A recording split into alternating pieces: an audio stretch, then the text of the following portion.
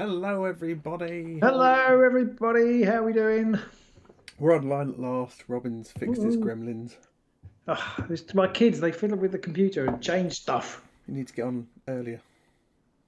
I know, but the longer, I don't know. I guess the older I they get, don't the want later you they go to bed. to. They were like didn't get down from putting them to bed till 8:45 tonight, and then I still had to finish off the Sainsbury's order, do some washing up, Just got to kick them make the off. packed lunches. Then I discovered that one of them had gone to the toilet and peed on the floor and hadn't tidied it up. You know what it's like. That's When I just get all those problems, and that's just me on my own. So we're hopefully going to have maybe Matt and maybe Sherwin on tonight on the channel. They'll be Skyping us at some point, so hopefully that won't completely destroy everything. Yeah, the thing is, they're about to Skype me more likely because they've been their primary contact, and I won't know what to do. Yeah. So if they do, just Yeah. hang up, and then we'll try and add them to this chat or something. But I'm sure that won't go horribly wrong as we talk. Okay. So we've got 21 of you lovely people already online. Who have we got online tonight? We've got Into the Glory Hole as usual. Mr. Anthony Tissenser, Rosa. We've got Jason Newell, Andrew Marlowe, Wolfman Gaz. No Beef Just Party. Mr. Marlowe, some weirdo called Robin Brooks. Stuart McMurty.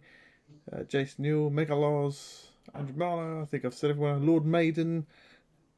Lord Main, I think, is new to the channel. Are you along? Who's along tonight for some Bardsung? That's what I was trying to think of. Who's along for some Bardsung tonight? I really enjoyed our Bardsung clash last week. That's a good job. It would be a bit awkward if you didn't. And tonight we're going to say why you shouldn't back. No, we're not. We're not at all. Of course, they're doing very well already. They're already up to 122,000. They've smashed this 76. So well.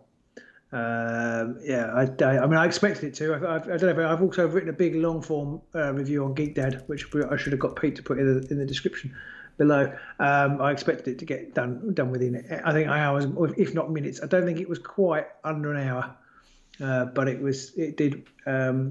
What do they call it? Fulfill its. It's got a word. Words have gone. It's about time. I've gone. It did reach its target by just over an hour, I think. Which is very impressive. It did indeed. Very impressive because it hasn't got a lot of different things to pledge for. It's only got like pretty much one thing, bosh, and that's kind of normally these things when they have like extra things you can pledge like a gajillion pounds. Yeah, and I think that helps push it over because people buy these things. They seem to have limited sometimes. I mean, I'm impressed the fact that for like $99, 75 quid, you get absolutely tons. Anybody who hasn't looked at it, I mean, go and look at it. You get a whole army worth of miniatures. You get 6 heroes, so it's just absolutely fantastic. Yeah, and it's interesting that because the miniatures obviously are an important part of the game. There are some people who just want the miniatures, but you're also getting a really well designed game that actually, if you were just buying a game, it probably wouldn't cost you much less than that. Yeah, I mean, a straight game with tiles and what have you. Yeah, I mean, look at something like picking a game out of the air, Blood Bowl. I mean, that's going to be like 80 odd quid, and you get about but that has got minis. 30 models. Yeah, but you only get 30 of them. I was thinking like even things like some of the Jamie Stonemaier games, like Tapestry and stuff like that. That's got miniatures as well, so that was a bad choice. But it hasn't got very many miniatures, but it has got a few. But the game's sort of 50 quid maybe for a game of that depth. It's hard to compare because every dungeon delver, which might be similar mechanically, they've all got miniatures, haven't they? Yeah, but you kind of need them for the most part. I think any kind of dungeon delvey kind of game like this is gonna need that kind of thing. So yes, I suppose really what I was saying is there's an awful, as well as the miniature design, there's an awful lot of time and thought has gone into the actual mechanics of the game, which is probably what I'm more interested in. Although I do like miniatures and things, I think there's too much on Kickstarter. I've been burnt or nearly burnt by too many games that have thousands of miniatures, but actually terrible gameplay. I think this one they seem to have got the gameplay nice and neat and tidy and streamlined, but the models back it up as well, so you've still got something pretty to look at, apart from me, obviously. Well, speak for yourself. Some people prefer beardless, and some people are cater for all types. That's what. Yeah, we're going for everything. You like slightly bald? Yeah. Well, I'm your man. There we go. Yeah, or one of us could just turn their head up the other way, and then we'd be. Anyway, so hopefully we'll have Matt and Sherwin along tonight to talk some stuff. But in the meantime, we can just chat through some of the stuff that we did and some of the stuff we noticed and played, and we can just fill the air and talk about stuff. So if anybody's got any questions, if anybody's got any questions, well, fire them off. We don't shout them out because obviously that will just probably annoy relatives and neighbours and stuff. You won't hear. Yeah, but yeah, just put me in the comments. I mean, we've played it. We've had like a chat with Sherwin and Matt, and then we had about an hour and a half worth of gameplay. It was actually about near 2 hours. Was it on the virtual table? Yeah, on the virtual tabletop. And my concern was that actually, because they talked about in the blog post that it was all very flexible and you had all this customization, and I find it's very hard to convert that into something playable that doesn't take forever. And my concerns were mostly allayed. I think it's quite cleverly designed in that the core at its heart is very, very simple. It's literally roll a dice, and there's two numbers on your card. You add them together, and you add the dice roll, and that's it. But actually, there then starts to be layers of complexity around how you interact with one another, which you don't have to do if you don't want to. I think you'll probably be more likely successful if you do, Pete. Do you think that's reasonable? You probably get more chance of beating up the monsters if you do work together rather than just rolling your own dice. Yes, I think so. But I think I'm assuming I hadn't realised till after the game we were actually playing leveled up characters. So I think they basically will introduce additional things as the game goes on, as you learn it. They talked about what they call the Christmas tree test, which is if you open it from around the Christmas tree, can you end up playing it? Or was it Christmas Day test? It might be. Can you play it on Christmas Day with your family? Will they want to play? Because they're very much aware that lots of people may or may not be getting Xboxes this year and that kind of thing, and will they just want to play those, or will they actually stop and play Bardsung? Obviously, it won't be this year, but they want you to be able to get it from the box to the tabletop in sort of about 10 minutes, and that definitely seems to be the case. It's very quick to set up.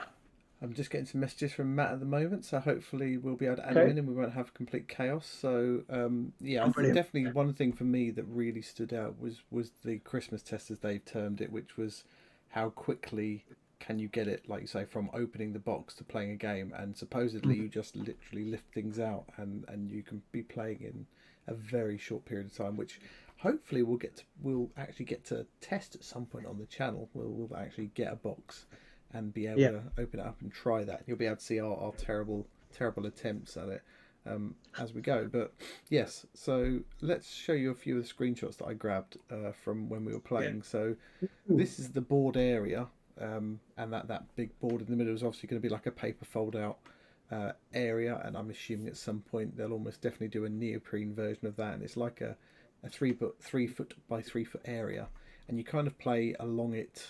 It can't be 3 foot by 3 foot because it's rectangular. No, but I'm assuming that the outside edge is also on it as well. Yeah. Sorry, I was talking about the actual playmat. No, the playmat itself. If it's just that little bit, obviously that's more rectangular, but somewhere around the 3 footish sort of square. And you then. Sorry, Pete. This is a bizarre thing. It kind of shows you have different perceptions of things. I have always assumed that the playmat was just the beige rectangle in the middle with the compass in the right-hand corner, and the rest of it, that mat that's obviously there, is just a Tabletopia device. And you're probably completely right. It probably is the whole thing, but the whole time I've assumed the playmat is just the parchmenty bit in the middle. Yeah, I mean, you could be right, and I guess we can verify when they come online. They should be able to tell us. I don't think in the Kickstarter it actually shows you a picture of it. Right, okay. Whether it's this smaller bit or this larger bit, I think you're looking at about a 3 foot play area. And then you have sort of 3 ways to play. You've got 3 different ways of playing the game. You've got like a short, medium or longer version, and you either play literally the shortest distance between 2 edges, the longest distance between 2 edges, or the diagonal distance between 2 corners. So you're building a dungeon as you go, and obviously and you start on bottom edge, or whichever edge you choose. So if you were playing a short distance, you'd start on the bottom edge there, and you'd have to build your dungeon. It would have to come out at some point on the top edge, but it can go anywhere in as long as it stays on the parchmenty bit. If you put a corridor that goes down off the edge, then that's considered to be a dead end. Yeah. But you can kind of go anywhere. But ultimately, you want to end up on the opposite side to where you started, or opposite corner. Yeah. If you're playing the diagonal way. Jason's quickly asked, is it one versus many, or is there no games master? There is no games master. It's all procedurally generated and AI driven. There's some slightly closer shots, but you can see in the bottom left hand corner here you've got 2 decks of cards which have your room tiles and your corridor tiles, and then you alternate between them as you go. Every time you start in a room. I don't know if you've got a room tile picture you can put up. This is where it all starts. So that's where you start. You start in a room there, and then presumably coming down those stairs, and then you next have to draw a corridor. So if you're a room, you draw a corridor tile, and if you're in a corridor, you draw a room tile. So you can't end up with like 3 or 4 corridors in a row. You can't end up with 4 rooms all sort of neatly put together. It will always go room, corridor, or will at the moment. Yes, they said during playtesting they had a lot of instances where they ended up with room, or corridor. So they've stripped that out. One thing I wasn't sure on, I want to check with them when we can get them online, is when you play corner to corner, I presume that the tiles are still at 90 degrees. So they're still the same orientation as the board. Yeah, I hadn't thought about that, yes. But I presume it's that way. And another thing that you might have not have quite seen on that first picture is there were 4 little symbols. These 4 little symbols here are where you put treasure cards. You literally put the cards face down in these spots. Between 1 and 4, depends on the mission you're playing, will determine how many and where they get placed and stuff like that. And then you literally, as you expand the dungeon out, if one of your tiles goes over those cards, you get that treasure. Yeah, I really love that mechanic. It's really kind of simple, but adds something to it. You've actually got to, although you've got free form to where you build this dungeon, you've actually got things you have to aim for. Now, I don't think you have to get the treasure, but I think the amount of treasure you get is a measure of the success as you go across the dungeon. So there's definitely to your advantage, not just because you get great items, but also to your advantage to progressing that overall adventure to getting those treasure items. We were quite lucky in our game. We actually drew 4.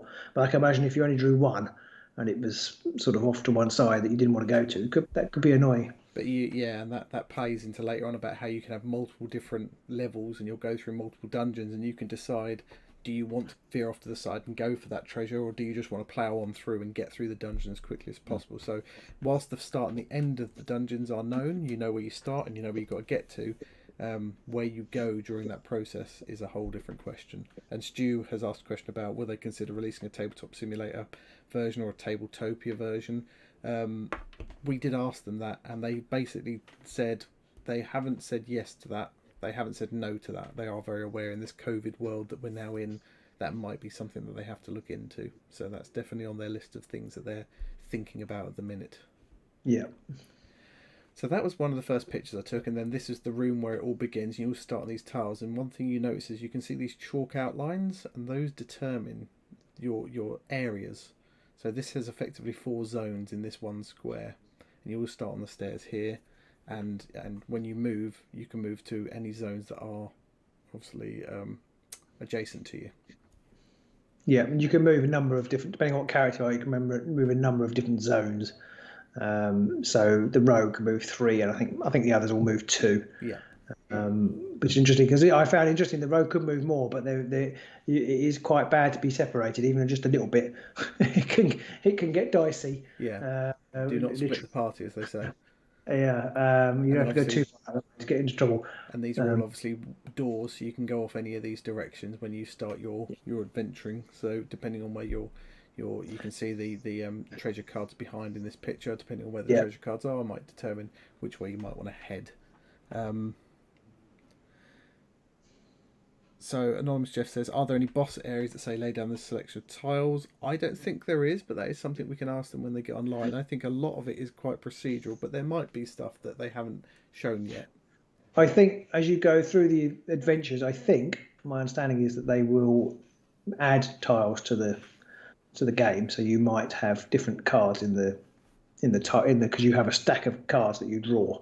So maybe they add different cards depending on what type of adventure you're doing. I think that I don't think that it's the same deck that you use every game. I don't think. Also, the tiles when they get laid down, the rooms when they get laid down, don't have a prescribed way of laying them. Whilst you have to link doors to doors, you don't have to put the rooms the same way round. So I think Matt has just said that they're ready to go. So let me see if I can add both Matt and Sherwin in. So Robin, if you want to talk for a minute, I'll just try and add them in. Yeah, people talk about the doorways there. Some of in this first room, they're just kind of doorways, but we didn't actually encounter any. But some of them actually have doors, and you have to open and close doors, which can be significant. That sounds odd, but there is a wandering monster mechanic in the game where I think you roll a dice at the end of each turn. You roll a dice, and I think it's on a 5 or a 6. Then a wandering monster has appeared, and they actually appear in the first room. Wherever you are in the dungeon, they appear in the first room, and then they slowly make their way towards you each turn. But if you shut a door, then they get stuck behind it. So doorways are important, although we didn't actually encounter one. But the problem is with this game is that sometimes you can trigger traps and things. So you might start. They talked about you might start one area of the dungeon flooding, so then you have to come back again. Of course, if you've got a wandering monster stuck behind the door, that could be significant.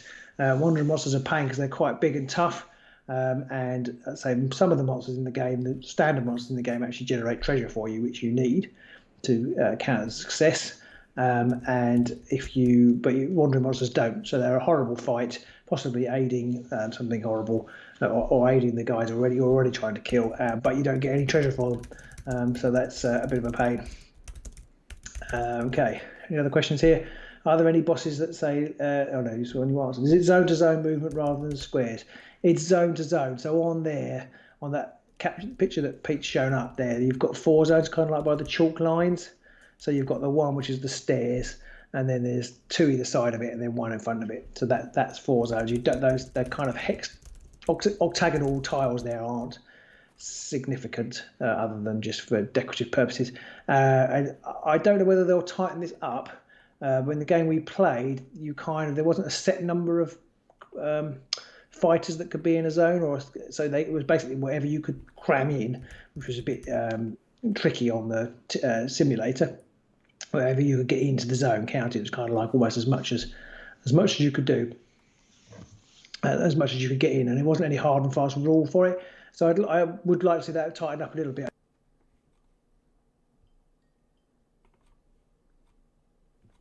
Okay, so I've probably just killed off Robin, so I'm going to try and call everybody in now. Apologies for that 1 second whilst I try and add everybody in. So I'm going to try and create adding everybody in. Sorry about that. Sorry. Just going to try and add everybody in now.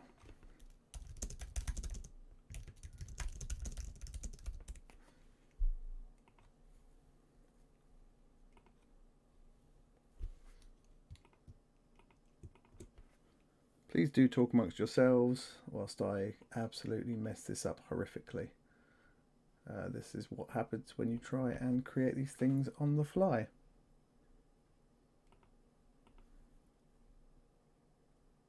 Apologies for the dead air as well. I am desperately trying to sort this out.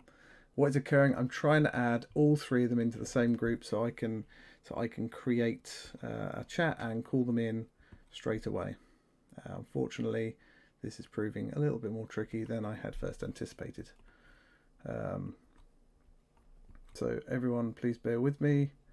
I am just trying to sort this out. Hopefully, people can still hear me talking whilst I do this, and I'm just going to talk to myself whilst I try and create a new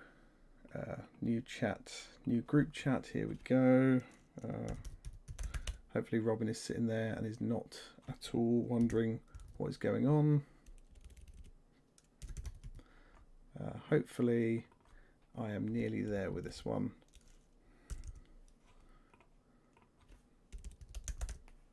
And here we go. Starting a new shiny conversation, and I'm calling everybody. Waiting for others to join. Waiting for others to join. That wasn't a horrific at all.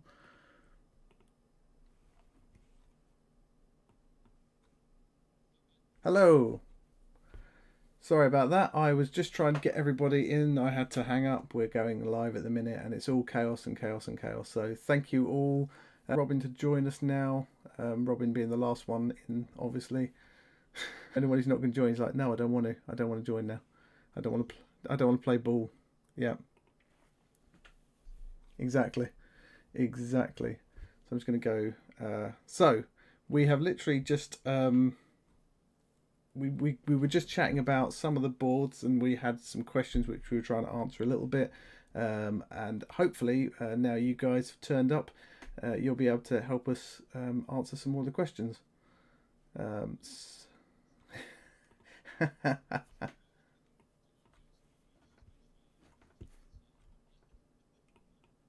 Hopefully everybody can hear.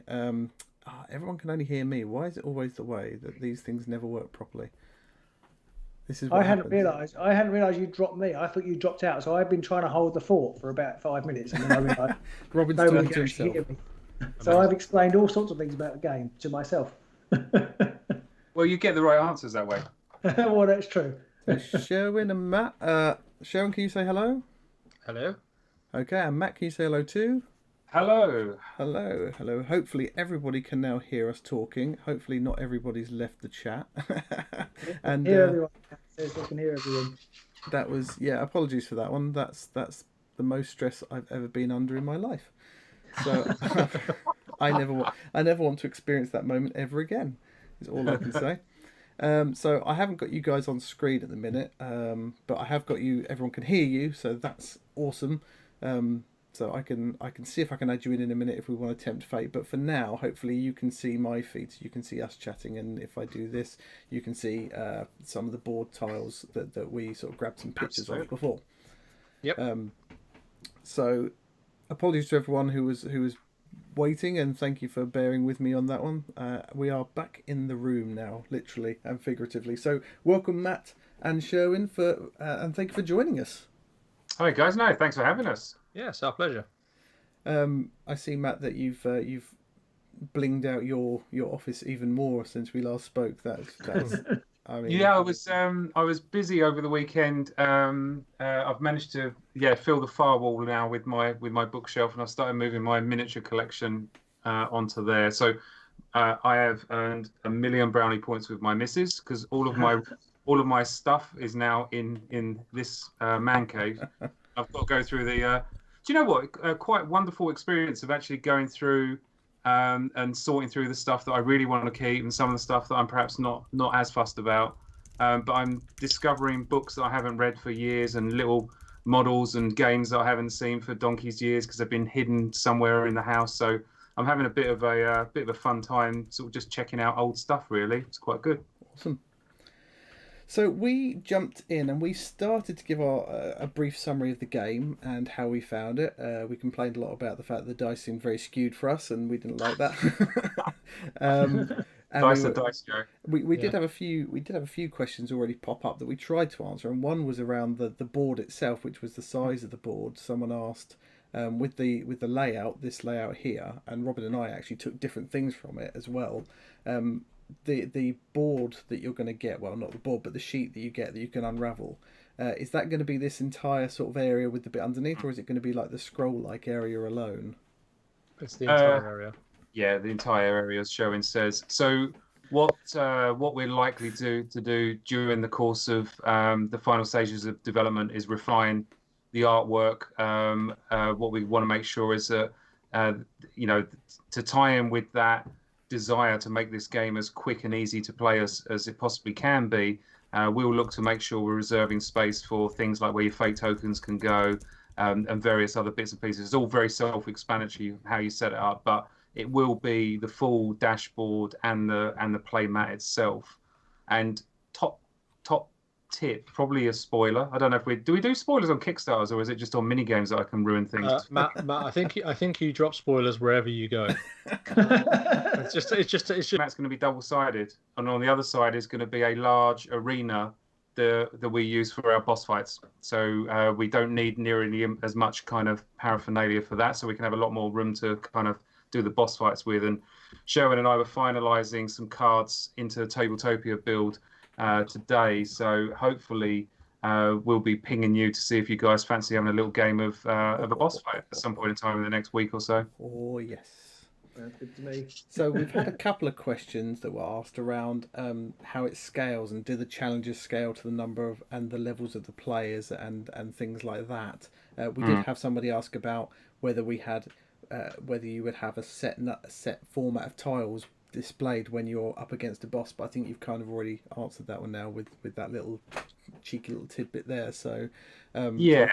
So I think one of the main questions a lot of people have already asked is how do challenges scale to the number of players and the level of players? Yes. So if you remember when we played, we had essentially letters on the room and the corridor cards as we flip them over, and A's and B's refer to brigands, and so on and so forth. So what that means is when we finalize the artwork and we turn those A's and B's into actual icons, those will be the method we use to scale the game to the number of players. Yeah, it's a touch dev speak at the moment, as we explained during the our playthrough. But yeah, basically the amount of enemies that you actually encounter on the card, there's like a coded system. So if you're playing solo, then you encounter basically the sort of basic amount of enemies on there. And then if obviously you go up to 2 or 3 players, then it's a different thing. And if you're 4 and 5, then you play the full amount of enemies on the card. So it's based around that. So you don't suddenly find yourself completely swamped if you're playing solo, or if you're playing through sort of, the higher end of numbers, you don't just go, well, actually, there's barely enemies here. We can easily breeze through this. So be very carefully keep track of how that goes. So the one thing to point out is sorry, you can play true solo. Somebody's asked, can you play true solo? So you can just play with one person, one character, and play it all the way through. Yes, absolutely. Someone did ask a question about whether if you have a group of fairly seasoned fighters already, maybe there's 3 of you get together regularly and you get your characters fairly advanced, and then someone comes along for like a one-off and then want to jump in for like one session because whatever reason at all. Is there a way of being able to sort of incorporate them in for a one-off game? Yeah. I don't see why not. I guess what you'd have to do is work out roughly how much XP you've spent, and then just do a quick power upgrade with with a hero. Depends on how far through the game you are, but certainly a wandering hero appears in the darkness and stays with you for an adventure or 2. The game will scale for it, and then you can part ways. So actually, I think that's a pretty decent suggestion that we should make sure that in the adventure book will give a reference as to the number of the relative power of that particular adventure. So if people do want to drop in, drop out, they can quickly scale. Well, I was thinking this earlier, funnily enough, but I was thinking it from a slightly different perspective. For example, I mean, obviously in the in eras we do now, kind of lockdown or wherever in the part of the world you're in, kind of what life looks like. But getting a gaming group together over a long campaign. Let's say we're sort of Bardsung has a very lengthy campaign in terms of how it goes. But if there's a group of like 4 or 5 of you, but a couple of weeks, someone can't make it for whatever reason, there's no reason why Bardsung isn't a game that, because of the variable scale that it does, can't mean that let's say Robin can't make it to our session and that's what we have, so we have to make the next session as 3 players. Well, that's fine actually, because Robin can just resume the next one after that, and we assume that Robin's character went off to go do a side quest or whatever else, came back, or had to rest up for a moment. But the point is that we can easily kind of keep rolling through. So if someone does have to miss a session, then that's not the end of the world. So I definitely think that's definitely a possibility. Awesome. So hopefully, Anonymous Jeff, that answers your question, and kind of goes to show as well that whilst these questions are being asked to you guys, nothing's finalised yet, but there's still design space where you guys, if you feel that you want to be changing things or doing stuff, you can still do that. One of the best things about Kickstarters for us is that they're entirely, they're an awesome, they're an awesome opportunity to interact with the community. So we'll see some great ideas that people come up with, kind of, really much get everyone involved in stuff. I mean, in terms of a community exercise and kind of building a community around the game, and also getting loads of interesting and cool ideas from people, and really just integrating completely, because that sort of level of feedback and that level of interaction is really, really rewarding, I think, on both sides, from a designer perspective, but also an audience one. So yeah, we absolutely love that.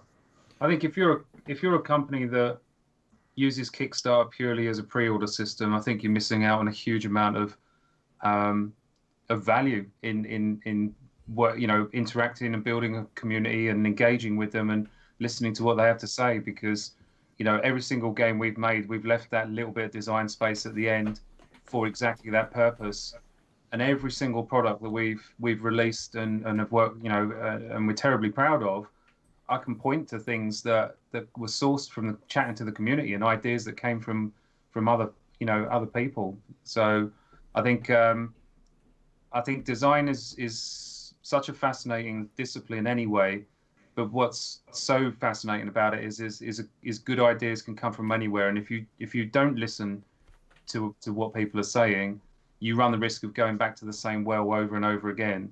And I feel like that's what helps us maintain our quality of product in terms of the experience and the breadth of the types of experience that we come up with for a relatively small design team. So we had another couple of questions, as one we missed a little bit from earlier, which was a bit more backgroundy, but that Andrew Marlowe asked, where did you get your inspiration for the game?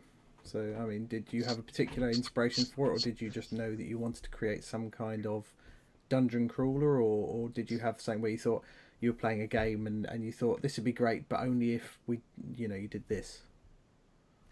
So a lot of Bardsung is various things that certainly Sherwin and I have spoken about for quite a number of years now. And the way that we tend to work is we brainstorm quite high level concepts, because so basically the way it works is our head office, SFG HQ, is up in Manchester, and Sherwin and I live down in Chelmsford in Essex.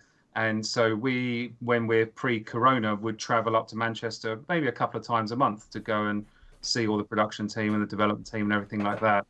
And it's a 4.5 hour trip up there, and we're kind of locked in the car together, and it's 4.5 hours of nerding out, talking about, well, we like this game, or have you seen that thing on Kickstarter, or did you see what the government have been up to this week? And slowly but surely we settled into this brilliant kind of concentrated 4.5 hour bursts of pure brainstorming, different ideas, different concepts that we want to mess about with, dice mechanics, ideas for character generation, and so a lot of ideas went into the melting pot and ended up sticking together. And that's where you're onto something, where a concept of doing the exploration phase then started to stick it together with this concept of the different paths that you can follow, and it's a flat structure rather than a tech tree, was something that we spent quite a lot of time talking about. So they all started to coalesce into this dungeon explorer kind of engine, if you like. And then to kind of bring it all together, if I'm perfectly honest, the code name that we had for it was not particularly strong in terms of SEO. So working with the marketing team, because we want to make this into a significant brand for Steamforged going forward. So this is a 5, 10, 15-year product for us, is the way we're setting out with this. And marketing quite rightly was saying, well, look, if you're going to commit to this long term, it needs to have really strong branding. You do need to think about SEO, and it doesn't matter how much you can wail and gnash your teeth, Matt. You have to do it like a grown up. So we sort of what's SEO? Search engine optimization. Okay. You can't call it like an orange, an orange or something, or what's the classic one? Dungeon the Red Adventure Dragon game. You'd never get you anywhere. Yeah. What you want a unique word that search engines will put you quite high up, and that's about the extent of my knowledge. So we sort of said, well, look, what can we do with this? And we kind of looked at a few things that we were fascinated by, but one of this was, well, why do adventurers go out and be heroes? What is it they're trying to do? And we really wanted to come up with a cool name for what you call adventurers in our world. So are they like the darkness trespassers, or are they like the explorers, League of Explorers, and all sorts of stuff like that? And in the end, we kind of talked about this idea of well, and this comes from our D&D game that Sherwin and I are in. I'm playing a particularly egotistical gnome wizard who spends all of his money on employing any bard that he meets in any town or village to go and sing songs about Calcivir, the gnome wizard. And so now I'm famous across all the Sword Coast, and it's only cost me a few hundred gold pieces. It's brilliant. So from that idea came this kind of concept of, well, actually, every adventurer just does it because they want to be famous, right?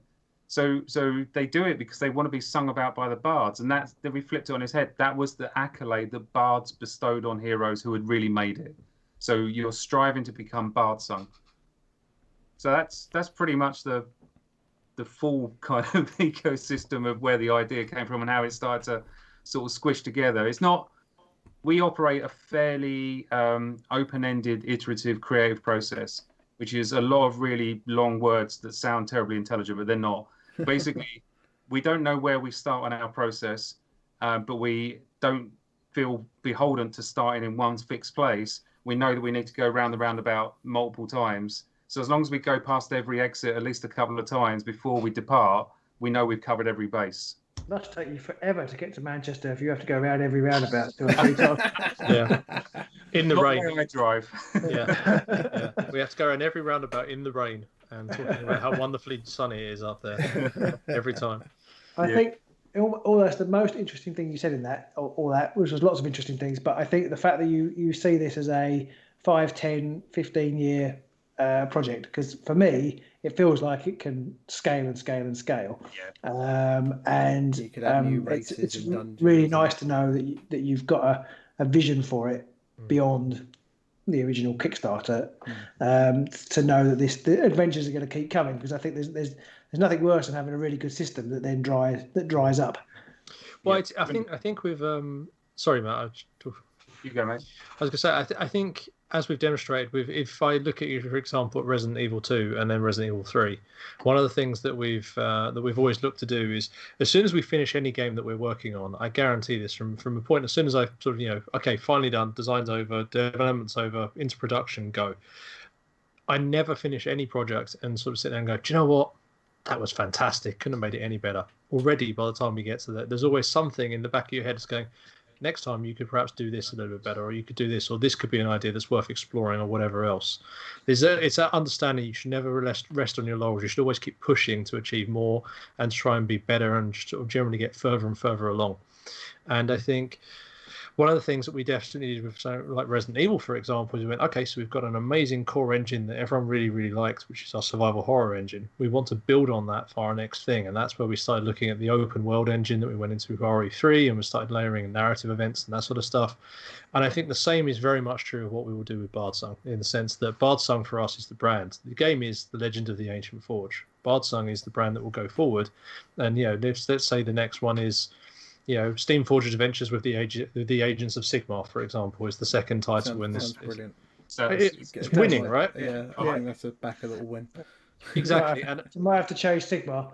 Yeah, exactly. But we can kind of look at that, and we can kind of, it won't be simply a case of, obviously we'll bring back the mechanics that everyone really likes and enjoys from Legend of the Ancient Forge, but we can build into that, and we can layer into that and go, hey, maybe people really like this part when once we've actually had feedback from everybody playing it, so let's lean into that more, or this, and then that kind of gives us a few more ideas of if people really, really enjoyed one aspect of it, we can lean more into that to kind of create something that's a bit more, again, influenced by what the community and how they engage with this product. And that opens new doors for new ideas for how we can expand on it and so on. Yeah. Back to the example. Sorry, go on. As long as the change is meaningful, I think sometimes games change things up for little purpose, just to change things. Right. The really obvious example I can give you going back to Resident Evil was our original conception of Resident Evil was that it would be a series of standalone scenarios. So when you played the game, you just you picked where you wanted to play roughly in the game's timeline, and then just play through. And we kind of went, well, we'll put in a campaign mode because, some people want to play it this way.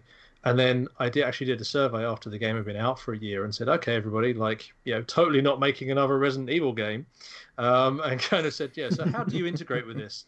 Yeah, and asked the community, and the community came back, and it was staggering. 96% of the people who played the game played it in campaign mode. So at that point, it was like, and at that point, we're like, okay, so that's the main game mode now. And it's just That's kind of, what we're going to go with. Yeah, we'll keep standalone in there as an option for obviously people who want to play it that way, or are teaching somebody how to play the game or whatever. But yeah, that's for us. It's always about listening. It's always about adapting and kind of going forward and improving. And but yes, absolutely. To answer the original question, because I've gone very much around the way. Yeah, it is definitely building. It is definitely building on this, and it's something where we do see this as a long-term project. I think the things to look at is the game itself under the hood has a pretty, I mean, you guys have played it, has a pretty slick, fun conflict resolution system. And that really is the fundamental core of an RPG. So we're not a million miles away from it being a fully fledged RPG under the hood. Now, if you look at the way we present the current heroes, they're effectively pre-gens. The attributes are pre-gen for you, and the starting abilities are pre-gen. But we're not a million miles away from, and in actual fact, internally, we have a character generation system that we use to create the pre-gens that we put into the Bardsung product. So all we need to do is tidy that up from it being in dev speak and in our note form, and then suddenly we're not that far away from having a fully fledged RPG that would be completely supported with all the accoutrements you'd want to run a great dungeon, a great fantasy role-playing game with dungeon tiles and cool minis, and a setting that is full of adventure. Well, that's absolutely an angle that we want to pursue, and that's one of the kind of key reasons why we looked at very carefully with an eye to the future when we're designing things like zones and how the marching order works and how the enemies flip over, so you're not tracking hit points anymore. We wanted to make it quite easy to run if you wanted to games master it, and if it's a game that runs by itself, then it should be really easy for you to games master it. So it's another brilliant product for people to get in, like kids or people who want that experience with this kind of game, to get in and have the game do an awful lot of the heavy lifting for you in that regard. Cool. Yeah, I have to say, from a sort of role-playing perspective, I've always tended to be traditional. I started playing years and years ago, always been more pen and paper, but I loved how dynamic the combat system was, and actually it's as good, if not better, as anything I've played in a role-playing game. Brilliant. Combat, because I think we talked about it when we chatted, but more often than not, you have your initial plan of this is what we're going to do, but it eventually all boils down to everybody just slinging dice until one side's dead. But this didn't feel like that at all, because everybody was moving, thinking about what they were doing, and trying to help one another out. I love the bit where I moved away to draw the monsters away from one of the other characters, and that in theory can happen in a role-playing system, but in my experience, maybe I'm not very good, but in my experience, it never does happen. I think it was our group. Well, it's one of those interesting. So, like from a design philosophy point of view, you talk about something. I mean, we call it a parting blow, and we want to make it fairly non-punitive, but still there as a consideration. But I don't know if you guys play sort of 5e or Pathfinder, but how many times do you see people go, well, I want to go and do that, but I don't want to take a free strike off of this creature that's in front of me. It's like, well, just take a free strike, be a hero, do a thing. But because from a game design point of view, it's actually quite punitive. You're giving that creature an additional activation. Like the logic brain goes, no, don't do that. It's not worth it. It should be worth it because it's more cool for you to run over and try and pull the lever and stop the portcullis from going down. And then hold it up with your strength while everyone's fighting their way through. You just don't, it's almost like the mechanics sometimes of an RPG kind of lock you out of being able to do that cool stuff, which is weird because RPGs should be so open-ended and so fun. They should be a lot more sort of heroic, effectively. When you're playing an RPG and you're like, we're all just sitting here wondering how we can invest our group gold to get the best return. You're like, this is just real life. Why are we doing this? Let's not do this. Exactly. And that's why, I think when we chatted, one of the things that we always do when we're playtesting this is we finish an encounter, and we look at the dungeon that was created, we look at the highlight moments in that dungeon, and then we try and we say to ourselves, how would that feel if we just played D&D and that was the adventure that we'd just been on, those series of 3 or 4 or 5 rooms. And every single time, well, no, that's a lie, actually, but more times than not, you look back at it and you think, I would love to have played that as a D&D game. I think that would have been brilliant fun for the last 3 hours. I know our Monday night group would have had a blast going through that bit. Yeah. And I think for us to be able to achieve that with a board game with no games master really feels like a win. And that's probably the thing that I'm most proud about this overall experience with this product is it gives you that sense of D&D, but a bit like you were saying, Robin, in many regards, it's kind of almost more fun than D&D, and it's done without a games master. It's brilliant. So we've grabbed we've had a few more questions amassed in the comments during that chat. So I'll just quickly run through. Some of them are a bit easier than others. So Johnny McNabbs asked, instead of having to reach across the map for the where the initiative sequence is at the top of the map, have you thought about putting it at the bottom? Now, as far as I can remember, it doesn't really matter which way around this is orientated. So you could just flip that map around and have the initiative at the bottom of the screen rather than the top. Correct. Absolutely correct. Yeah. So again, the actual design of that map is not 100% final. But yeah, I think in fact the last design week that we went to, we had the initiative track running down the short edge, vertical stack.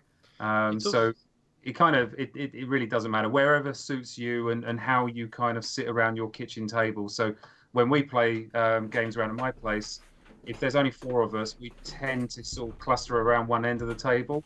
But if we're playing a game like this, we would actually array ourselves around one side of it. So yeah, it's horses for courses. And another benefit. I think. Sorry, go on, mate. Sorry, I was just going to say, I think also it's relevant as in the sense that if there's 4 of us sitting around the table, obviously in Tabletopia we have a thing where we're all looking at it very much from one perspective. But if there's 4 of us sitting around the table, chances are one of us is at each edge. So it's probably only one person who probably has to lean over the table a bit. And they're the ones who can do the whoever's closest to it can do the initiative while someone else is rolling for the random monster. I can guarantee that Matt would plonk me at that end to take care of the initiative track while he does the cool stuff with the Wonder Monsters. Well, but in a way, that's one of the cheats that we've put into the game is we do take the role of games master and we slightly divvy it up. So we do encourage you in the rules for one person to look after the marching order and someone else to look after tracking the tokens. And little jobs that the games master ordinarily would do for everyone, just divvy it up around the table. And next thing you know, no one's really, knowing that they're actually doing a bit of work to kind of keep the game going. And the other good thing about this as well is because you get rid of the DM, everyone's a player, everyone's sort of taking part. The DM's not sitting there waiting for the players to discuss which way up or downstream they're going to go or whether they go in the left or the right door. Everyone's involved, and also you don't have to worry about where the DM's going to sit, so they can put the screen up and they're not, people aren't going to see all their stuff when they come back in the room and all that nonsense, which is always nice as well. So another couple of questions got asked around, can characters permanently die? Is there a permanent death mechanic? And from what I remember you saying, there isn't like a permanent death mechanic as such. It's just if your character is taken out of action during the adventure, if you've got enough gold, you would proceed on, and if you haven't sort of got enough treasure, you would then have to maybe redo that one standalone adventure bit. Yeah, one of the things that Sherwin is brilliant at is alternative game modes and coming up with different creative ways of playing the game. And I would be amazed if we didn't have a conversation about a hardcore mode where you've got one life. One of the things I'm particularly good at is sticking to the core game experience and making sure we're focused on delivering that core game vision that we have.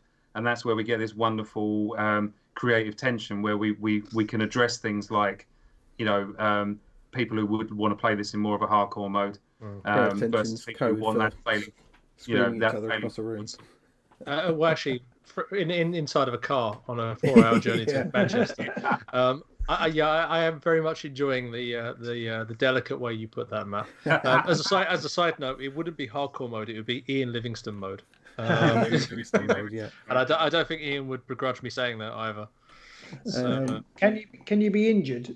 Can you take injuries across between not adventures sessions or? Do you want to tell them about the wounds? Yeah, go on. You absolutely can. I mean, yes, straight away is the very simple answer. You absolutely can do. We have a system of injuries where once a player actually has light wounds, and you can also flip those cards over and have like a serious wound as well. So you can actually kind of end up with a character who has some degree of trauma that they're taking into the next encounter with them from one way or another, which is really interesting. And we could even potentially look at setting goals of how you might shift that, for example. So players almost have their own mini objectives they want to achieve when they're actually going for encounters, as well as getting obviously to the other side. It's quite nice, and because of you've got the very visual representation of the characters, I can see it could be quite easy to portray as well. It's quite nice. It's one of those, if you imagine like a wound card having a wound on one side, and then you flip it over and it has like maybe the result that you would get from a critical hit table in Warhammer Fantasy Roleplay, for example. So some creatures might just do normal wounds, and other creatures might do serious wounds. So you'll get wounded and an additional effect on it. And if you remember from the game that we played, and bearing in mind the characters that you guys were playing with were sort of 7 or 8 hours into their adventuring careers, the cleric didn't actually have any healing spells. We don't want the cleric to become a heal bot. We want the cleric to have kind of their own role on the tabletop. So a lot of like the more accelerated kind of healing that happens during short rests and sometimes in battle is going to be expensive to use and like infrequent. But the minute you start getting these serious wounds in, that's where you are going to be looking to your cleric to help turn them back into normal wounds. Cool. Another question we got asked, which I think you already answered, which was, do you have are there plans to support the game post-launch? And I presume they mean the initial Kickstarter game and stuff like that. But I mean, you said yourselves that you're looking at like a 5, 10, maybe 15-year sort of expanding thing on this. So I think that's almost definitely a very strong yes on that one. Definitely. And then another question we got asked was, are you thinking about doing apps for players to store their characters on for phone or tablet, so you could have multiple sessions running without the bookkeeping? I know you had some blow up around stickers. Stickergate has occurred and gone now, but do you have anything like on that front with where potentially using apps or things like that, or will the boards be indented so tokens don't get knocked around? Honestly, had never crossed my mind, but really, that app wouldn't be difficult to build. So yeah, we'll add that to the list. That would, in this day and age, it would be crazy not to at least investigate what that would look like. And a simple character tracker app would be glorious, I think. Because just to show the, I'll quickly pop up a board. This is kind of like what your characters look like. So, I mean, it certainly doesn't look like you would have trouble making that into some kind of board on an app. Yeah. I certainly think it's doable. The only thing, and I agree with Matt, it's certainly something that we could look at. The thing that I always am very keen to avoid is, or very keen to kind of make sure we keep in mind with a lot of stuff, is people sort of come to play tabletop games because they don't necessarily want to be anchored to like a monitor or a screen or whatever else. They could happily pull out that Nintendo Switch or whatever else, and other handhelds are available, and sort of sit there and play that around the table if they want or whatever. Point being that Game Gear was that. Old school. I admire that. So what was the phone? Links. What was the Nokia phone that looked like a silver pasty? 3210, wasn't it? Where you played Snake on it. Yeah. So you could happily sit there and play that or Call of Duty or whatever you want to play. But the point is that people are actively choosing to sort of sit down and interact with their buddies around a table, and it's something where I think you always want to bear in mind, if you make that app too invasive, it almost does be that isolated experience where someone is kind of sitting there tapping away on their phone, and actually kind of playing that versus actually interacting with someone by rolling dice or whatever. So whilst that is a really, really awesome idea, it's just worth remembering that we probably want to keep that. So this is something which is very much a companion versus becomes the entire focus of the game. Yeah. if you had it something where you just recorded the stats as you went, and then you could use that as a reference as you sit down, you get your board out and everything, you go, okay, I'll bring my character up and I'll just quickly set up my character board from the app or something like that, and then it would take that screen away. Because I get what you're saying. When we played, definitely in the last few years of the campaign, we started using the online D&D website thing to manage your character and stuff, Beyond. which was fantastic. But at the same time, you then had 6 people sitting around the table looking at screens instead, and that kind of lost a bit of the magic. And obviously, because everyone's got a screen, they can just, I'm just going to check my email quickly, I'm just going to have a quick look at the BBC, and sorry, whose turn was it? I didn't realise what we were doing here, and then 3 hours have gone by and everyone's just been talking on Facebook or something like that. So I could definitely see the benefit of having something that can enable you to store that data, but I completely agree that you don't want the screen to become the focal point of the game, because that's not a board game. Just take a photo of it. There you go. You could just call the app camera, and then you're done. I mean, clearly Robin's a man after my own heart. There, that's exactly what my solution would be as well. That is the Occam's razor solution, isn't it? Yeah. Take a photo. There you go. But I do like the idea as well of having that library of characters that you could then flip through and get your character up, and it'll have some pertinent details, their level and stuff like that, and all that kind of thing. So I can definitely see why they asked that question. So I'm sure there was another question on here. Someone said May 2022. 2022, yes, 2022 is the current date. Is there any chance that's going to be any sooner, or is that kind of like your? Well, look, we've learned lessons about Kickstarters. Not always the easy way. In fact, more times than not, we'll go out of our way to learn it the hard way. And what we want to do is make sure that we put a timeline down that we can commit to. And in this current situation around the world, it's really fluid, the situation. But we have an internal target that is absolutely not that number.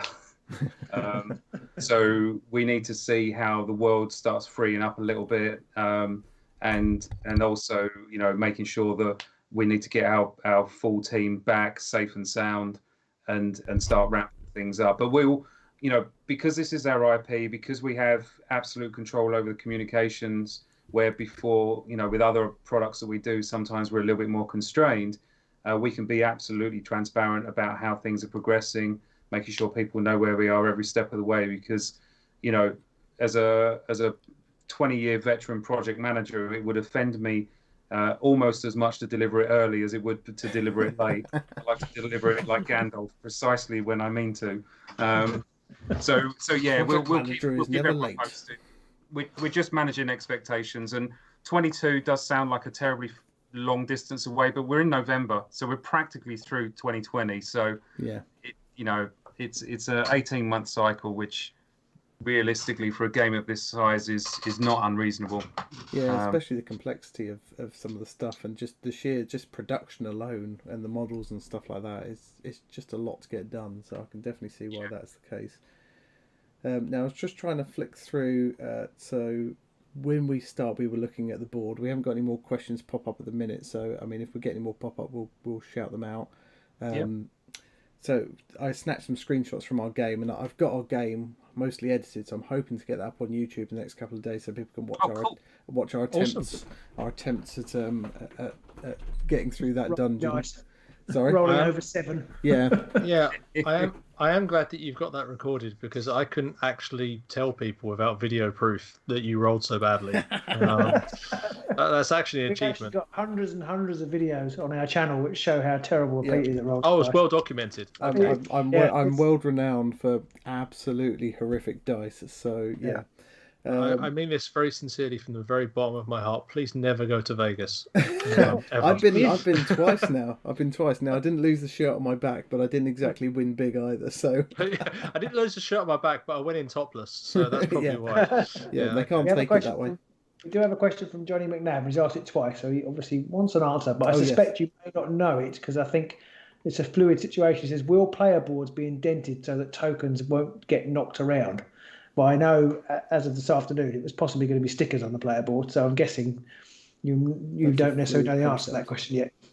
Well, the simple answer is we're going to be working closely with Game Trays, and in our initial conversations that we've been having over the last few weeks, there's some really cool ideas coming about that will help kind of lock tokens in place and also assist with being able to save your character after a session, so you don't kind of lose where you're at with things. So I think in terms of like the tokens being shunted around, I don't anticipate that being a problem at all.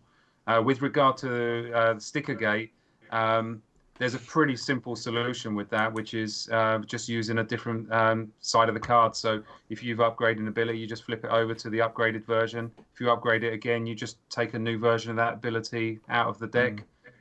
So there will be no tokens to kind of knock on the cards. So yeah, it was a sticker gate was I'm gonna say probably my fault, and by that I mean absolutely my fault. I have a real fetish for stickers, but apparently it's not shared by everyone. So when you mentioned stickers, I was kind of like, oh cool, yeah, stickers, take them up, whack them on. That I like that idea. Gets a plus from me. And then you suddenly get people on there and they're like, I will not sully my cards with a sticker. How dare you, sir? I want to play this game 600 times through. You're like, are you even going to play it more than once though? Is that going to matter if you've had that sticker stuck in there? But obviously, some people it does really offend them, and it does really matter. And it's like, I mean, look, I'm one of those awful people that folds the corner over in my books. My RPG books are full of notes and where I've actually written in the book. I mean, what else are you going to do with it? Right? I don't put sleeves on cards. We don't. Yeah, I don't do that either. Card sleeves, we don't bother with them card sleeves. We did actually have a really good suggestion around one of our patron supporters who suggested that your solution could have been put the card in a sleeve and then stick the sticker on that, and then the person would have been stuck because they would have either had to admit that they didn't sleeve their cards, or you just solve the problem for them. Well, there was an answer that we were formulating, which was, well, look, in the core game you put the sticker on the card, but yeah, you could use a sleeve ? But it's not helpful when you don't put the sleeves in the actual core product. So in the same way we can't suggest using a Sharpie or a dry erase kind of marker or anything like that. So no, I'm more than happy that we ended up with cards. That was the original intent, and it was only my kind of fetish for stickers that kind of allowed me to creep that in. But we listen to what people feel strongly about, and when we can react to it in a way that enhances that experience for people, why wouldn't we? We have got some. Johnny McNabb did say thank you for listening to the community on the stickers front. So you've definitely got some appreciative watchers here at the minute. We had another question. I'm sure that I may have just missed. We did have one question. It was asking, will there be a playable version on TTS or Tabletopia only? And I think we discussed that, and you were kind of in the middle of not 100% sure either way at the minute with that one. Just it says demo rather than full version. It does say demo. Yes, you're right. Yeah, it's one of those things that, and this is the kind of ex-software developer in me. The Tabletopia module was put together as a guided experience for Sherwin and I to take people like yourselves through it, and it wasn't built with it being publicly facing and publicly playable in mind. Now, chances are it's perfectly serviceable and does exactly what it needs to do. But we haven't had enough time really to revisit the module with a view to making it publicly playable. So until we've been able to do that, we're kind of sticking to it's not publicly playable for now. But we're more than happy to and we will be doing lots of streams and playthroughs, and more than happy to hang out with you guys and play more games. We are building a boss fight over the next day or so. So that'll be available for us to have a little playthrough, and if we can make it publicly playable, we will, absolutely, much in the same way we did for Resi, which we did for the Kickstarter there. But it's just the nature of the product is a fraction more fiddly with. I mean, as you guys know, you only have to knock the wrong tile or knock the wrong thing, and trying to reset it is a bit of a ball ache, really. So. I mean, I'm definitely looking forward to getting wiped out in a boss fight. I'm definitely looking forward to getting slaughtered there. So it's always fun getting slaughtered by the biggest creatures around. So, So we haven't got any more questions, so I was just going to flick through some more pictures until somebody pops up anything. So that was obviously, this is the image of where we started as our brave adventurers went to sally forth into the dungeon, and just some images there of the We have a cards question. themselves. Jeff says, is there much dungeon furniture? I know there are doors. I don't think there was anything, was there? So definitely doors. Sherwin's laughing because he's worried that I'm going to tell you about my crazy idea, which fortunately hit the cutting room floor. But I have a dream. I feel like before you go any further, I just want to defend myself a little bit here. I think the idea is awesome, and I think sometimes we just don't get to quite see things through tuition. But that's fine. That just means we can put it in somewhere else or into other games or whatever else. And also, I don't really mind. I think it's cool. It's more production and my colleagues in production that I start to feel sorry for when Matt has this sort of that grin goes across his face. And with that said, go Matt. The floor is yours. So the idea to which Sherwin's referring to is not the craziest idea. The craziest idea was trying to come up with a system that allowed us to do multi-level dungeons. But that obviously became incredibly difficult to see how we were going to make that work in anything remotely close to the real world. But no, the idea we're talking about is, I love the idea of flipping over an aspect card, and on the aspect card is actually a top-down view of a part of a room, and maybe it's got a little label on it that says Alchemist Lab, and there's a picture of a table with some potions brewing on it, and maybe then there's like a little skill challenge, or it says go to vault card 57, and you grab that, and it says in the Alchemist Lab, you can do X, Y, and Z. What do you mix together? Turn to this card or that card to see what you get. Well, it'd be kind of cool. So the idea is out of the core game, you would then place that on the tile, and it would kind of sit on top of the graphics. So it looked like top down. There's a table now in that particular room. Well, that would be cool to make as 3D furniture, and would be awesome kind of scatter terrain to use when you're writing your own adventures as well. So those are kind of the crazier ideas that we're still working on, and that's probably an area of future expansion rather than in the current core game. I have to say, I completely want all of what you've just said. And I can also understand why Sherwin said that that's such a terrible idea for the poor people who have to then try and sort that out. So I think it's cool from a design perspective. I'm a tenacious and devious person, so the way that I feel that I'm going to be able to fit this in is, we talked earlier about having big boss fights. Well, there are going to be smaller boss fights, and we're also going to turn boss fights a little bit on their head, where you're not necessarily fighting a traditional boss per se, but you're fighting against a fixed encounter. So there will be some encounters where the map is laid out for you, and you know what it is, and we're able to control then exactly the environment and the challenges you need to go through. So they can give us more of a design space to go down a bit more timed challenges. Maybe there's 5 rooms around the central room, and in the central room the cultists are trying to summon a demon, and you've got to go to these 5 rooms and do X, Y, and Z. Well, those for me also constitute a boss or an end of level style experience, but they are perfect opportunities because these are much more controlled, much more set piece, for me to have this idea with the cards that kind of give you dungeon furniture in those areas that you need for that specific scenario.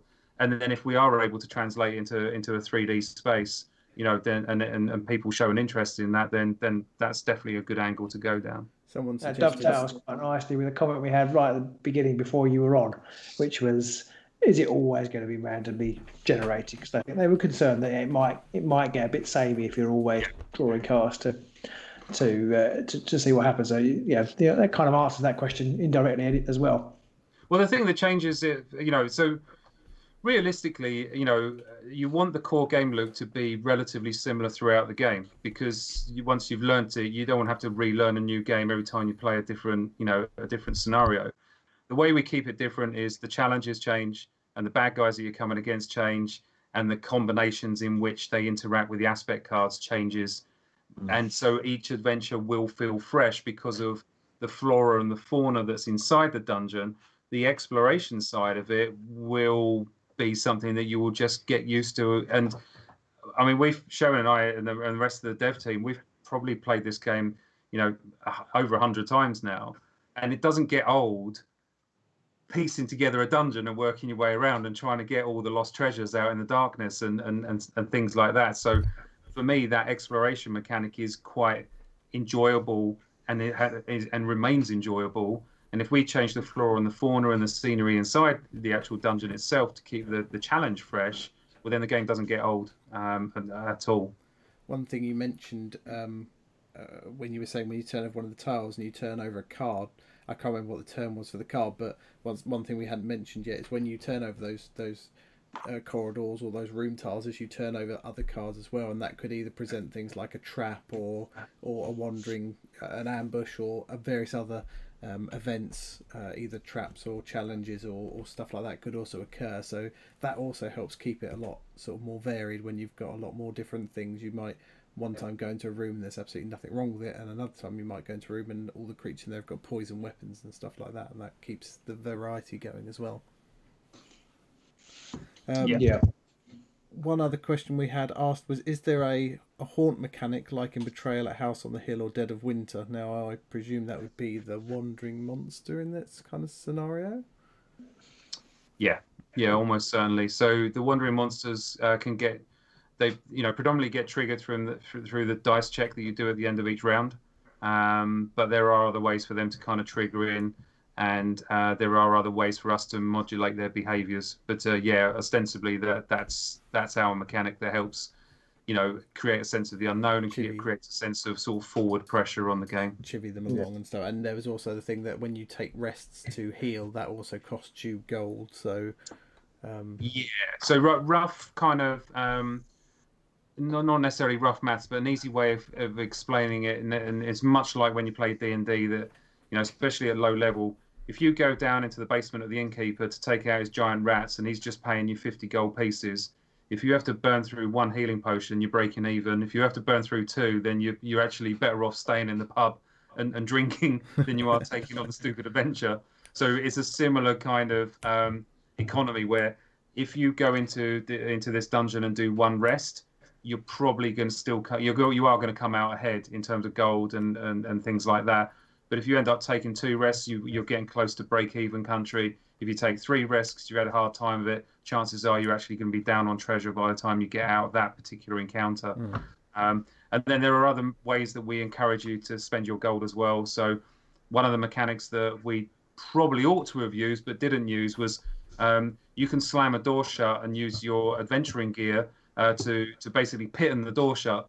So that door is now locked. So if you open a room and you go, oh God, there's so many hobgoblins in there, you can slam the door shut and pitten it down, but that costs you gold as well. So you can do that, but that's quite expensive. And the more times you do that, the more likely you are to survive to get to the end of that dungeon, but the less likely you are to come out with any degree of profit. So we have cunning ways of getting you to spend your gold when you don't really want to. Nice. I like it. We have a question which kind of goes along with that. Is there anything outside the dungeon, taverns, shops and villages which help build the world?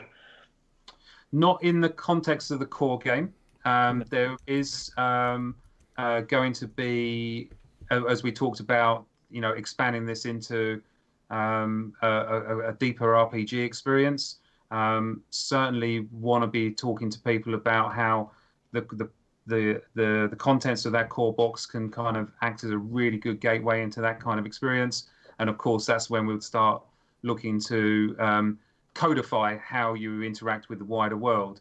Now, all of that being said, I don't know what you guys were like, but when I was younger and playing Advanced Hero Quest with my mates, we didn't stick in the dungeon. We went rampaging up through the sewer grates, and we were in bars and taverns and doing all kinds of crazy hijinks. And the guy running the game was fantastically flexible and happy to kind of go along with it. But so if you are that way inclined, it's not that hard to kind of start taking it out of the dungeon. But the idea is this is a dungeon delve into a deep citadel. You're not going to keep schlepping back to town and then back into the dungeon again. The dungeon will reset around you, basically. So this is much closer to a true mega dungeon style experience rather than like a sort of couple of layers of dungeoneering that you do in a less deep game. Mega dungeon. I mean, in our role playing, in our role playing, we quite often were rampaging around killing everything. Unfortunately, Robin was the DM, and he wasn't particularly happy with that. But he would quite often lay out a very specific adventure for us to go on, and then we would spend 3 hours chasing a squirrel that we thought may have had a gold coin. So yeah.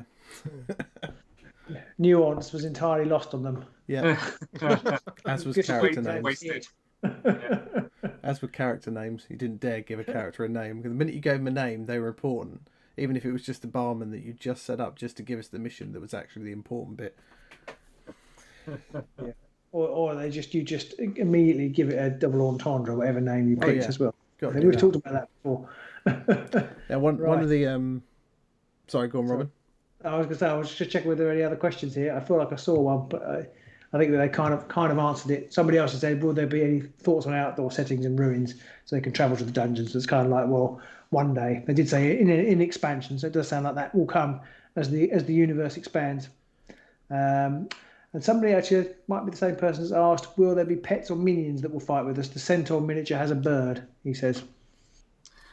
Not currently spec'd, but we tend to try and encompass a lot of what. So in an RPG where you have things like pet rules and minion rules and familiars and this and that and the other, these are all tiny little subsystems that effectively deliver a game effect. So a familiar in D&D, I've got my kind of gnome wizard as a spider called Basil, and he basically uses him to go scouting places. Well, I could very easily have a scout spell and have exactly the same effect. I just cast this spell at will. It's effectively a wrapper. So we tend to steer clear of creating bespoke subsystems for things that we already can cover with our core system.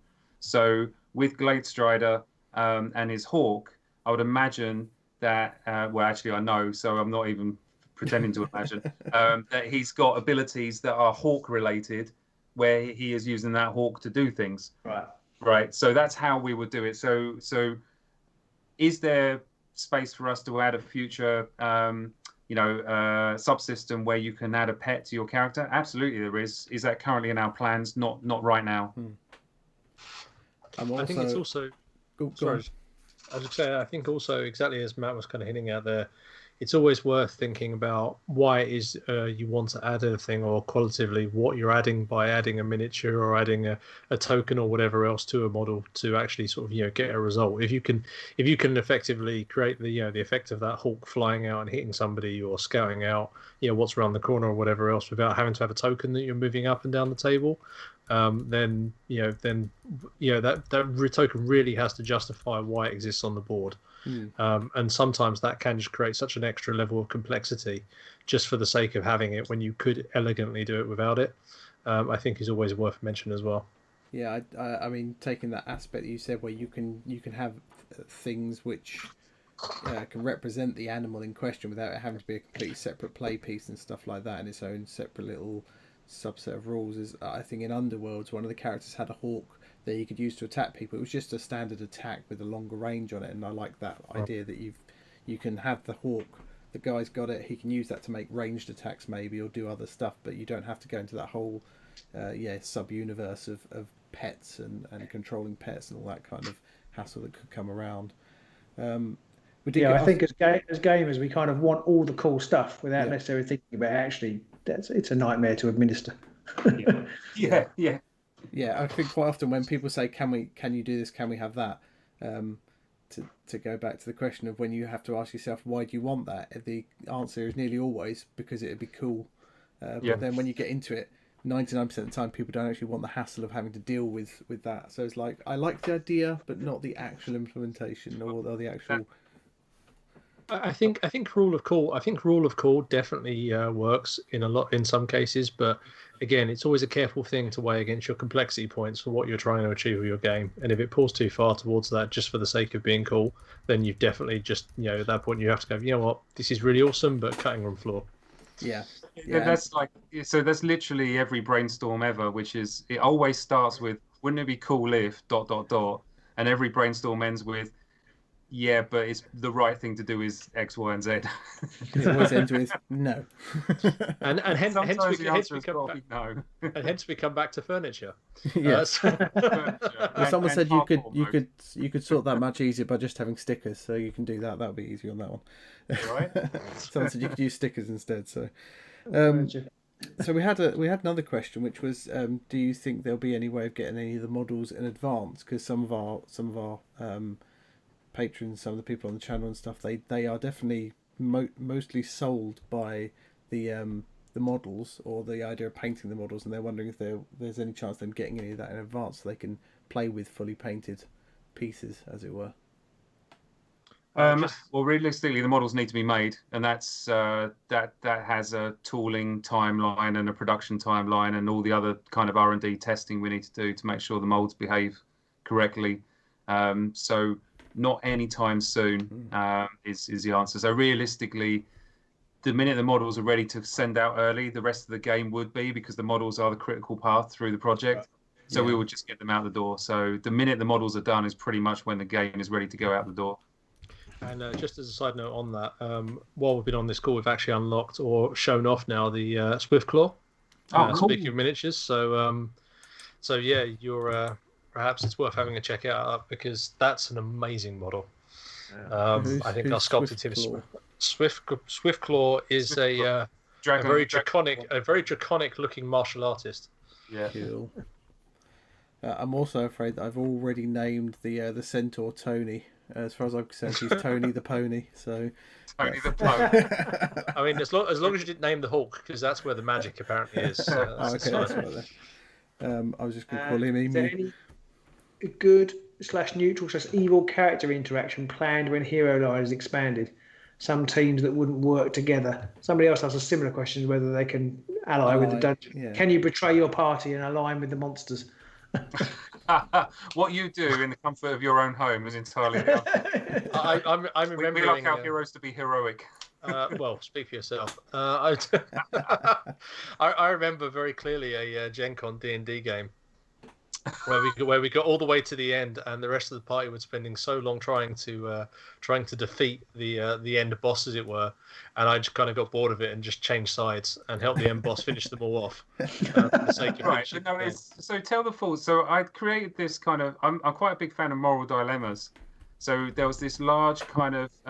Actually, it was from Age of Sigmar. It was the big kind of green necromantic sphere that has all the points sticking off of it. Oh yeah. It's one of the spells, living spells. Yeah. I called it the necrosphere, and this necrosphere was taunting the heroes because they'd come down into his lair and found that all the villagers that had gone missing were actually tethered to this necrosphere, and he was hoovering all their life energy out of him.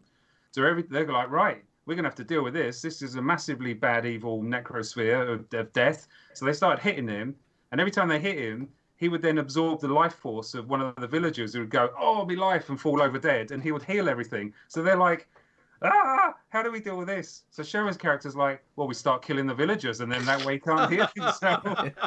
Everyone's like, good idea. I think Sherwin was in our gaming group, Robin, because that's definitely how we would have approached that. Although our first question would probably be, is there anything we can steal? Yeah, probably. So we've not got any more questions, so I was just going to quickly jump back to the cards. Now, we haven't actually explored a lot of the game mechanic, but I'm hoping that when we can get the game up, people will be able to watch that, and a lot of that will get explained. But I figure we can maybe touch on a few of the game mechanics whilst we're waiting in between questions. And generally, we can go until you guys are pretty much fed up with talking. Because it's already getting towards 11 now, so I don't want to keep you guys too 11. Yeah, so I want to cut it short, but yeah. So I know Sorry, I was going to say one thing we haven't covered at all, which I think is probably worth talking a little bit about, and that is the character, not generation process, but it's very flexible, isn't it? How you build your character, how you develop your character is very flexible.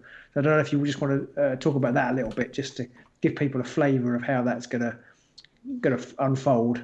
Yeah, so at a broad level, you've got 3 different ways of upgrading your character with the experience that you earn. The simplest and easiest way is to increase your core attributes, and that's your strength, dex, con, in wisdom, and charisma. So you can spend XP to just give yourself a raw stat boost. The other way is to gain additional abilities, and the more abilities you have, the bigger the tool set on your Swiss Army knife of your character. You gain more utility, the more options that you have, and that is like an escalating cost. So the more abilities you have, the next one costs slightly more than the previous one, and that's how we kind of help keep a little bit of a constraint on that. And then the third way is for you to actually upgrade your existing abilities. So each ability will have a number of upgrade paths, and this is where Stickergate happened. Insofar as when you upgrade, you've got on the screen there backswing. You can stick a sticker on it, say I've upgraded it once, I've upgraded it twice, I've upgraded it 3 times. Well, now we're going to just change it. You just flip it over to the second side. You grab a new card for the when you've achieved maximum level in that particular card. So knowing that we can pick abilities, knowing that we can upgrade them, each character tends to follow a path. And the paths are loosely connected with what you would consider your classes, your tropes, if you like. So fighters and thieves and magic users and clerics and rangers and all the other stuff that you would expect. But the path for each character is 10 strong. So there are 10 abilities that come with Stoneheart that you can pick from. Now, the chances are in a full playthrough, you're not going to get all 10 abilities. So you're going to have to choose a subset of those 10 abilities. And those 10 abilities across them offer you a number of different build paths for Stoneheart. And that allows you to kind of take your Dwarven fighter in a more kind of single target DPS, or more of an AoE control piece, or more of a tanky kind of character. So it's up to how you fit in with the other players, and also your own personal play style. That's great and gives you a huge amount of acreage to play with in terms of upgrading your character. What you can also do is buy from another path. So if you wanted Stoneheart to have a little bit more, I don't know, cleric in her, and have a little bit more of that kind of pure control structure that cleric brings, well, she could buy from the path of faith, and fork in a couple of new abilities. And again, we use a simple pyramid control scheme, so you can never have more abilities from another path than you have of your core path. So keep it really simple, but it allows you to really tailor and build the character you want. So if you want a magic user thief, you can build them. If you want a fighter cleric, you can build them. If you want a pure fighter, you can build that as well. So each and every time we bring out a new character or a new hero, they will have 10 cards plus their starting cards, and they will either add a new path to the overall kind of suite of paths you can pick from, or they will deepen an existing path. So that means that there are more cards available to you in the path of blood, which is the path of the warrior. The more warriors that we bring out, and that will give you even more opportunity for you to really craft the character that you want. Yeah, I really like that. I love the fact that you, just by adding a new, if you just did a one-off character edition, you're completely changing the game across the board, because everybody could pick potentially from what you're adding, which is really nice. Definitely. Yeah, definitely. Yeah. We did actually have a question earlier about one-off. Is everything played in the adventure mode, or are there going to be some one-off adventure or delves, I suppose? Yeah, so that's certainly one of the key areas where a lot of our guest designers are going to really be able to stretch their legs. So the way that the adventures are presented are perfect for a single game session. Yeah. If you don't want to play it as part of a full campaign, you can just play one of these side quests if you like.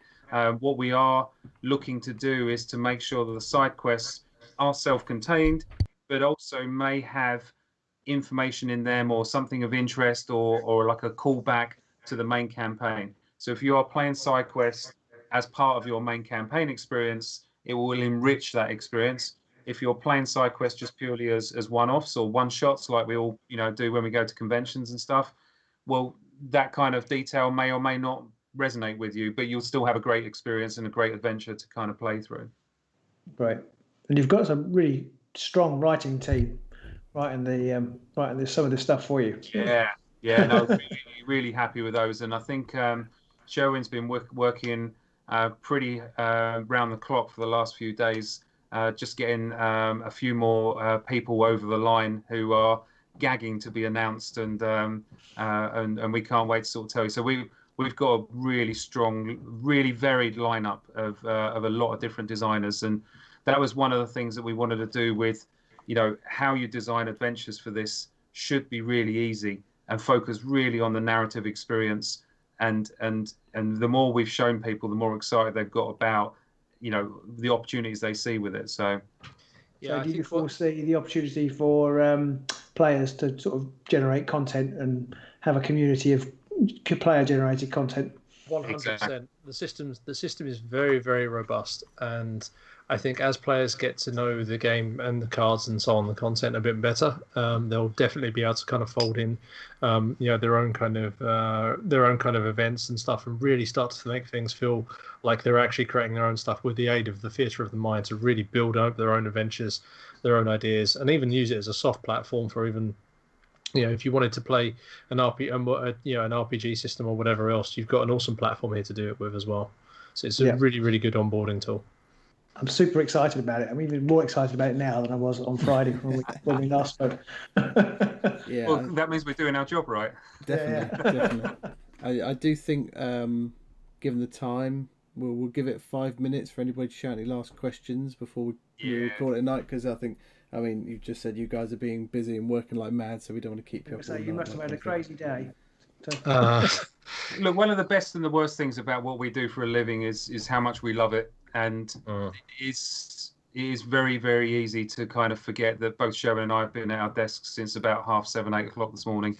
And it's 11 o'clock, and I don't actually care because I've had such a blast today. It is wicked, but yeah, it'd be nice to go and sit in front of the TV for an hour with a glass of whiskey and celebrate the fact that we funded so quickly, and the community that's building up is shaping up to be a really cool community. Again, we're seeing a lot of old faces, but then a lot of really, it's really nice to see a lot of new faces coming in. So yeah, I mean, you've nearly hit the 135,000 mark already, over 2,000 backers. It's been phenomenal so far. So yeah. I mean, for a brand new IP, we are over the moon with that. That's brilliant. So we're looking forward to the next couple of weeks and seeing where this can take us. But as we said right at the beginning, this is the first of many for Bardsung. So we just want to establish the brand, get it out into people's hands, get people playing it, and the more they play, the more they'll fall in love with it, and the more they fall in love with it, the more products we can make to keep them happy. So yeah. Hopefully we can be with you all the way. I can't wait to get this on the channel. Actually, some proper physical games. I know it's a way off yet, but it'll be. Yeah. Well, count us in. Whereabouts are you guys based? Sorry. In Surrey. Sorry, Okay. Not that far from you. Easy. Yeah, we can jump in a car and get over. Not a million miles away. We're allowed to kind of get together. That'd be awesome. Yeah, that'd be cool. Yeah. I used to live in Billericay actually, so that was very close. Okay. Yeah, you know our neck of the woods then. Yeah. And we've certainly not been above travelling all the way up to like Warhammer World and such as well on a weekend. That's definitely been on our list in the past. So yeah, it's not a million miles basically, is it? We are a small island. Yeah. Although sometimes for such a small island, it seems to take a lot of effort to travel a very relatively small distance. Yes. That is true. Yeah. If you've ever worked in London, going from Zone 1 to Zone 1 is ridiculous. just getting from us to you through the Dartford Tunnel could be week on its own. We might not both make it in that situation. One of you take the left tunnel, and the other one take the right tunnel. Exactly. Yeah, we'll both take one half of the bracelet and all the amulet, and then if we make it to the end or something like that. Yeah. So hopefully we'll have a cut of the game that we played up on YouTube in the next couple of days, so that you guys can have a look at it first, and then we can share it out to everybody else if you guys are happy with that.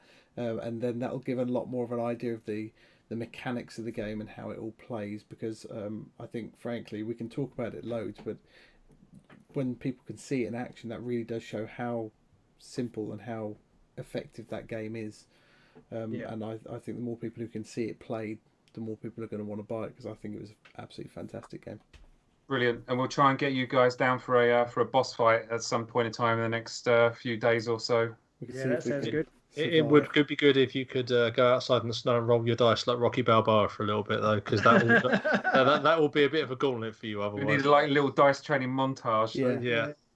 We did debate once before recording a little montage, a little dice rolling sort of training montage for the next time we were going to go to a Warhammer World Grand Clash or something like that. But yeah, we definitely need to work on our dice rolling. Yes. Yeah, you need to stack your dice. Which was it? We stack them on the ones facing downwards, so they get used to landing on the 20. Supposedly, the biggest factor that affects what the result on the dice is which way is facing up. Right. Supposedly, so store all your dice high numbers up. Brilliant. Now, the secret is buying dice that have a lot channeled out on the 6. Yeah. So if you can find ones that have a lot of like a big pattern on the 6, then they're definitely biased. Yeah, definitely. So hopefully everybody watching enjoyed that, and thank you, Matt and Sherwin, for coming along tonight. It was absolutely fantastic to get you on to talk about things, and obviously if anybody's watching this after the event and they have any questions that weren't answered, do feel free to stick them in the comments and we'll see what we can get back to you guys. Perfect. Yeah. Thanks for having us. Cool. Great. Thanks for coming on, and congratulations on a brilliant first day. Yes. Fantastic. Thank you. Thank you. Cheers. Thanks everyone for watching, and we'll see you all soon. See you, everyone.